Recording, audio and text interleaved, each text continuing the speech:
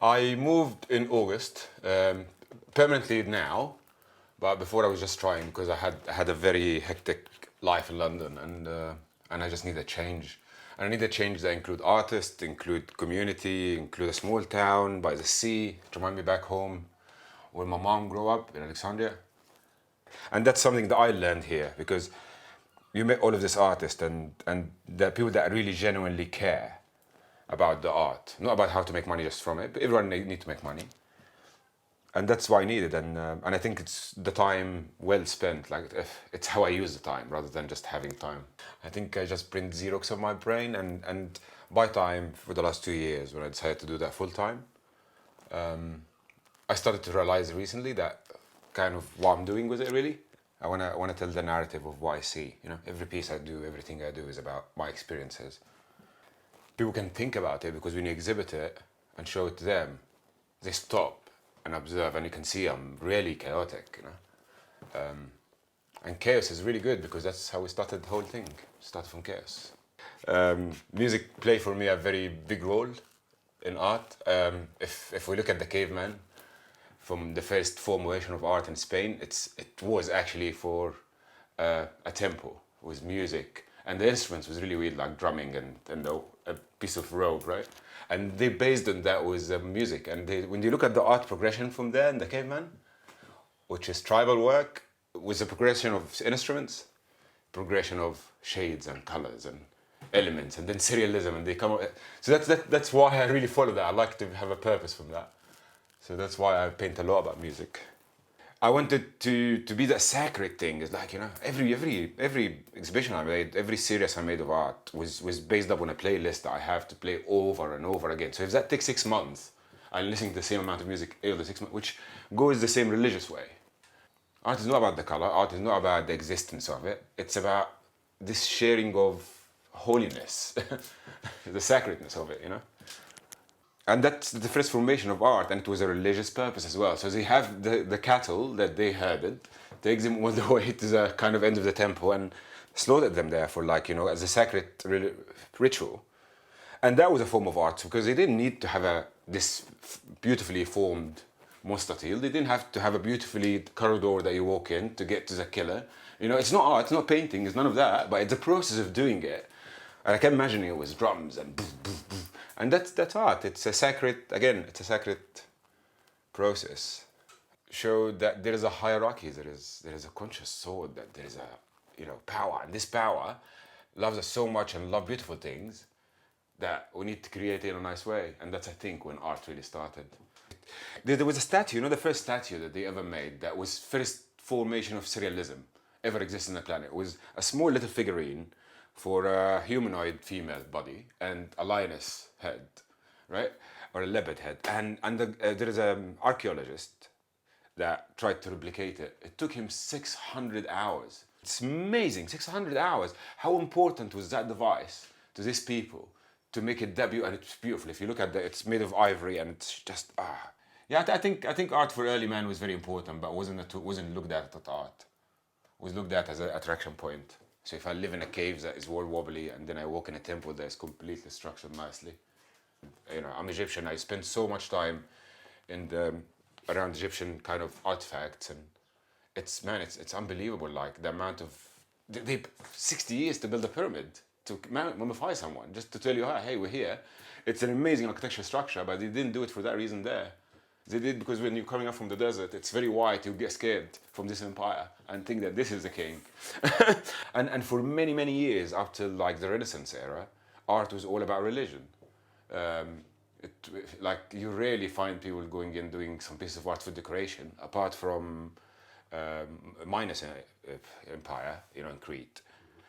But after that, it's all like we have somehow snapped in the Renaissance, and it became about us. And then psychology comes out, and Freud say all of his theories, and then we get Dali, and then we get Picasso, and then we get Basquiat, and we expanded. I think just recently that we understood that art is not religion anymore, but it is religion for me. My art is driven massively by psychology and subconscious and primitive needs. And then it came out with Prometheus. It's like, because Prometheus is the father of art. He's the first mention about a foresighting person that actually have what makes us human, the foresight, that we can plan and artistically design and create a commissioned piece of art that Zeus came bored and wanted us to do. And he was like, sound like a man. I'm gonna go make you a man. It's like, it's pretty much the artist. So I made a series about it. So this was the final part that in the Prometheus series I was trying to express why he did what he did to prove his ego. And I called this one titled Ego Did It All. And in there, actually, in the whole series, that's when I link it to myself. And that's another part when I put it on the side. It was, if you notice here, there's like 3 pyramids, aerial map for them. And then you got the causeway and the Sphinx here, like an aerial way as well. And then it takes you up to that kind of irregular phase, which is my brain. So you're like, all the side is sophisticated as building a geometrical and architectural shape as a pyramid from an aerial map to see from space. And then it comes to that side that the ego destroy all of what you did here because you structured here, but here you just exactly what you do. And when you go chaotic and when you go crazy, and it's purely because your ego trying to approach something else. So that's what I'm trying to say with this painting. And that's why I really like it a lot, because like a personal portrait. Like if I have if I look in a Canon camera, I will be looking like that. Well, nowadays it's really amazing because people go to IKEA and buy £10 frame because they want to have art of their home. People want to look nice. People want their houses to look beautiful.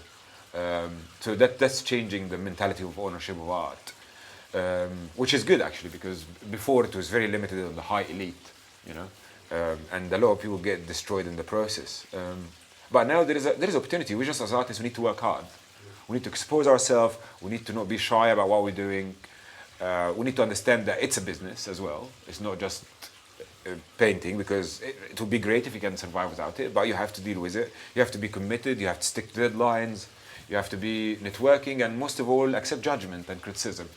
But in the art world, I generally believe, from all the evidence that you can see, that we didn't understand art the way we understand it right now. We understood its power in a way that it's further than belief. It was just recent. Up to the Renaissance, I really genuinely believe it was just all about religion. You can see that, and it was a process from the Mesopotamians, I guess, that we had this process of engraving, and you can see all of that. Even with the Christian early artwork, it was all 2D, and glass work. You just see really the dimensions and the depth coming up from people like Giuliani. There's what's the guy from The Birth of Venus, Vinicio. All of these artists, they started to do something new with the 3, and that's when we were like, oh wow, I can do that to record things, so I can make money from it. So you got the commercial artist, that will do portraits for Venice and all of these guys, and you get the one that went a bit deeper, like Dante and stuff, and they went in and did in the psychology of religion rather than the religion itself. And it was funny enough, because Europe was the only one that had that at the time. In the Muslim Empire, the artist was so suppressed. You're not allowed to paint people, you're not allowed to paint, all you could paint is geometrical shape, and that's when you get the renaissance of the Islamic Empire, when you can see all the arabesque and the Florine work, which was beautiful. That's the artist in his peak. You're kind of coming around the forbidden, and you start doing your own art. The same as the Soviet Union artist, right? But funny enough, all of that was just to defy or to amplify religion. When you get really high and the night is ending and you lost everything and you're about to start this regret-free journey, right? And I don't want to look at my bank account. So you are in bed, but you're actually in bed, you transform into a hand that's flying out. And that's when you get all of these side memories. I love comic all of my life. So all of my art is about comic sections. So every bit will be a story of the comic book.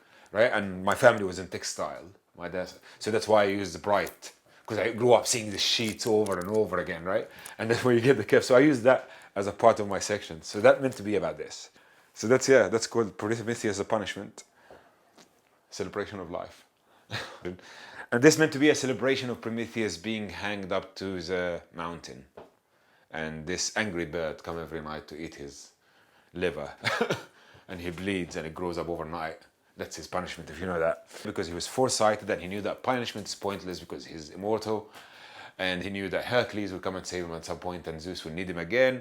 I thought it's going to be a party, and it's the same as a festival. It's like bang, kind of like, galaxies and rivers and dark nights on the beach and angry birds and a big Japanese fan. And this is one of the, so from this series, this piece and the other piece I made prints for. It's called Fire. And in this piece is, yeah, pretty much if you look at it, it's the first final kind of stalk that Prometheus took from the limbs and gave it to man.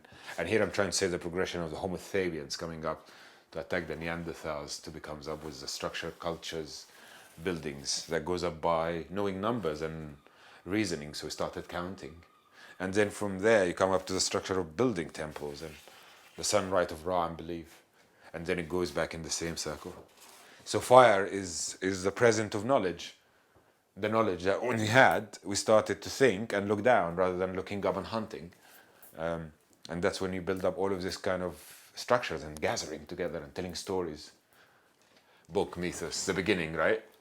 When the Third Order, the Olympians, took control and everything settled and they created Earth. And Zeus had everything, right? He slept with every nymph, he slept with every goddess, everyone. And he was sitting there and Prometheus, his best mate, coming in. And he was like bored. Like, what's wrong, Zeus? Why are you bored? And he was like, man, look at the world that we live in, full of trees and animals and nymphs and everything beautiful, but it's missing something. Commissioning the artist to do it first. And then he talked about it. He needs some species look like us, but not us, worship us. So that's when Prometheus here get the vision of the idea of man. As Prometheus making man and choosing between the colors, which one I'm gonna do, pink or green. And this is actual robotic equation that I researched online for arm movement.